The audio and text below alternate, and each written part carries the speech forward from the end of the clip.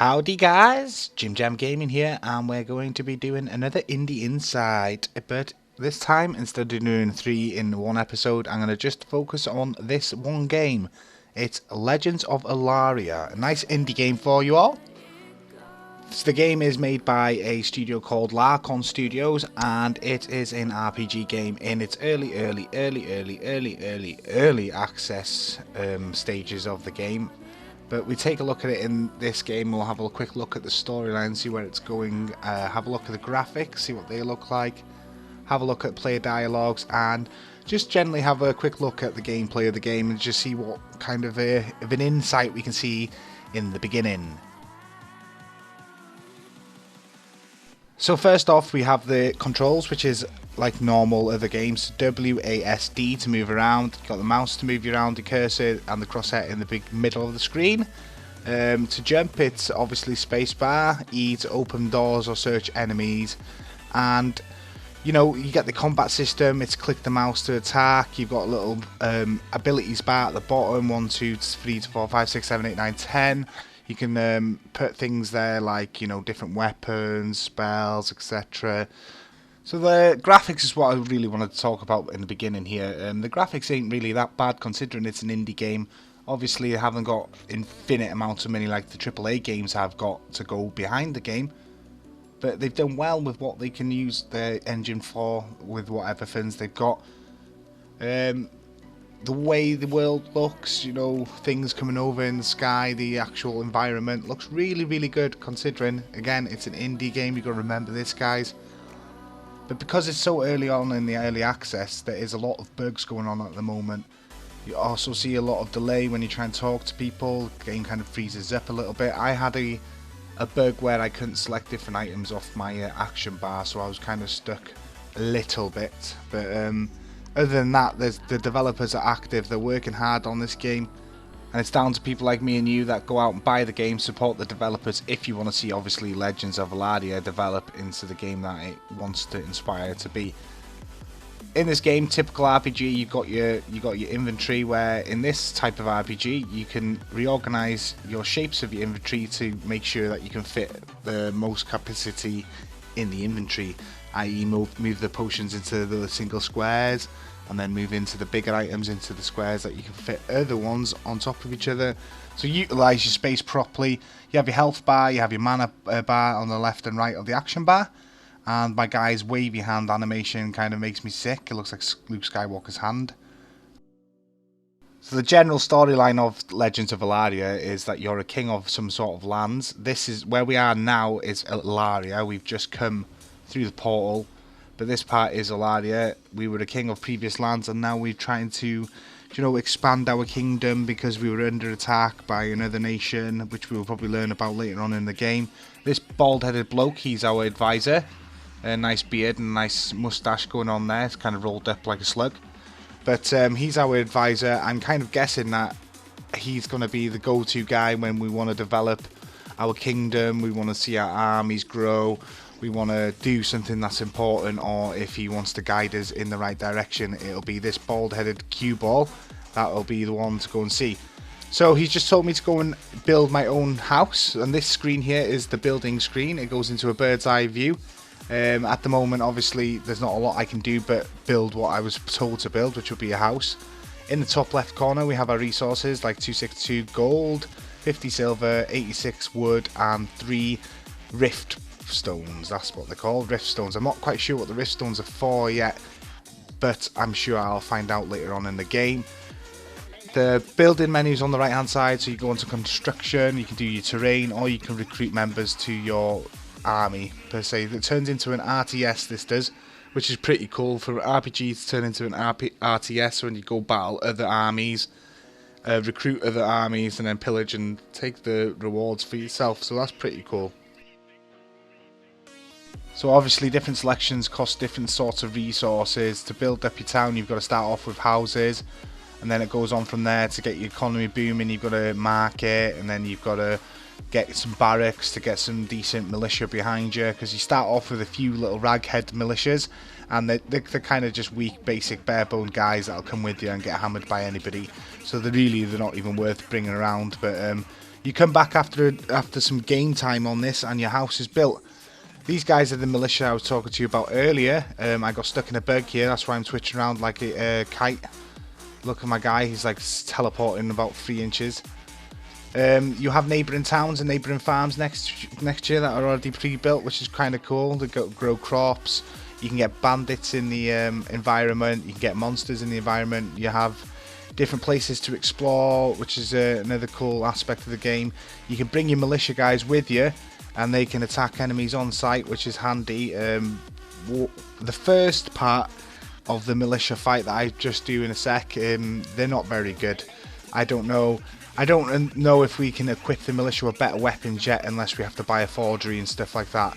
Or is it better for me to use an RTS aspect when they're fighting? But this is the battle here. I have a quick look, and then I chuck a few orange balls, like I call them, because they look like I'm throwing like golden oranges in there. But that's the fireball spell, which could do with the better effects to make it a bit more efficient. But maybe the harder spells to get will have a better effect. So I'm hoping that's the case. But yeah, my whole militia died, so that's me armyless at the moment. So I take matters into my own hand. The battle animation, it changes if you're hitting the attack button and moving left to right or straight from left to right. It'll go towards the direction that you're attacking in, which is pretty cool. I like the environmental stuff, that like the fog's going on here, which you can't really see. One big downfall that they haven't brought out on this game yet is a world map. So when you're exploring places, you kind of get stuck. You're thinking, how the hell to get back to my town? You can follow the icons on the GUI at the top, so it gives you the direction. N and E. There's bell, that means it's a civilization. You can explore the caves as well, which is pretty handy, because in these caves they're full of monsters. So you can get your combat up, you can learn how to play the game properly in the beginning, fight monsters that fire things at you, use your different weapons and spells, and then explore the cave. The best thing about the cave is that they have resources. Now you go up to the resources nodes and you click on them after you clear the caves, and you get resources to upgrade your town and build your army, which is vital in this game, because you want to be able to have the best kind of army you can get to go and dominate other towns, and obviously just be the king of, well, be the legend of Ellaria, I suppose. What I couldn't really follow in this game so far was the quest lines. I just couldn't really follow where I needed to go. Yes, I spoke to the bald-headed advisor. He told me to go and build a house, and then it kind of stopped. I went back in and spoke to him, and he was like, "You're right, mate." So there was like no real concrete structure on where to go next. No one telling me any hints. They were just talking that there's bandits nearby, so it wasn't really like, hey, there's bandits northwest of here. So I could have used a bit of direction a bit more to follow and get engaged in the story, because I like my RPGs to engage me into a story. Yes, not all of them are story rich, but if they give me a direction of where I need to go and what I need to do, then I start to enjoy it a little bit better. And then knowing that I go back and I have rewards. What I tended to do in this game as well was pretty much pick up anything that I could salvage. But the problem was I went back to my town and I haven't got anywhere to sell it yet. So I was kind of like, oh, right, so I'm stuck to sell all this crap that's in my inventory, which is a bummer, because I could have used that currency to obviously upgrade my army or build more houses or anything like that, so it kind of sucked. At the end of the caves, you get some sort of like mini-boss. This guy's a golem. I do believe that they haven't got much like enemies in the game so far, so they're kind of using the golems as like, you know, the main bosses in certain parts of the game more often than not. But like I said earlier on, it's an early access game. You will be getting a lot more enemies added. They've added a ton of animations. They've added things like, you know, different mini bosses, different items. Like you see this item here, minor ring of health, which I like in games. I like to pick up, you know, things like that make your guy obviously better in stats and abilities. These are the nodes that I was talking to you about earlier. You gain the resources at the top right. It tells you when you've obviously harvested from the nodes, which is handy to know. Yeah, there's chests to open, but what you've got to be careful about in this game is if you're opening chests or you're looting dead bodies or anything to do with the inventory screen, you've got to remember to transfer the money from the either chest, the body, or any other inventory screen from the tab that says transfer. If you don't do that, then you're going to miss out on some currency, which could probably slap us back in the face later on. But the what I do like about the game is the easy equip from the action bar. So if I want to swap to a bow, I'll press 2. If I want to hit the fireball, I'll press 3. If I right click, I can use that energy shield spell. The spells come in quick in the beginning of the game, which is kind of cool because I do like to explore different kinds of spells and such. The game has a day-night cycle, which I think is another cool feature. Not a lot of games do have a day-night feature, but you are seeing it a lot more in RPG games of late. It's hard to go see where you're going with the fog and with it being dark and with not having a world map, which makes it kind of difficult, but I like to explore, but I found it quite hard to fight on my own. I don't know if I was bumping into enemies that are too high for my level, but I got owned by this one, so I won't show you that because I get murked up. Again, you can speak to random people like this villager here. He just talks a bit of nonsense, just says, oh, what are you doing here? Can you go and kill these bandits? And they doesn't trust me.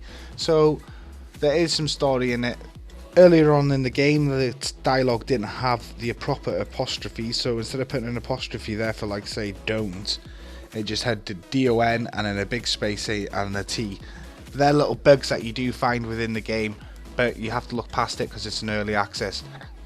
That kind of wraps up my first impressions of Legends of Ellaria. I think it's a fun game that it's nice to explore with. I think I'll really enjoy it after there's been a few updates. I think it's a bit early for me to give it a real judgment on this game because it's still in early stages of early access, which makes things difficult because it's rife with bugs. You know, there's a lot of features that they've promised that's not out yet, so I'll be looking forward to actually getting into them features.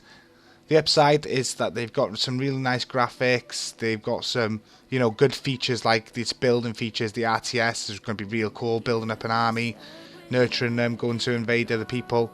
I'm looking forward to doing that kind of stuff in the game and exploring all the different features that are added in the game. Once they put the world map in, then I'll be happy as Larry. I built my house into the mountain like an asshole because I didn't even know that the door would be there. But hey ho, that's my home now. But you can explore it as well, which is kind of cool. So yeah, if you want to play this game, then hit it up on Steam. It's Legends of Ellaria by Larkon Studios, and the price is £14.99 if you're from the UK. I'm not quite sure what that would be in other currencies, but support the game if you want to see it develop, follow the updates, and go and have fun, have a laugh in the game, and enjoy it. So I hope you enjoyed this video with me giving you first impressions, first insight of the game, and yeah, if you want to leave a comment on what other games that you want me to cover, then I'll be happy to. Like, comment, and subscribe, guys. Thanks.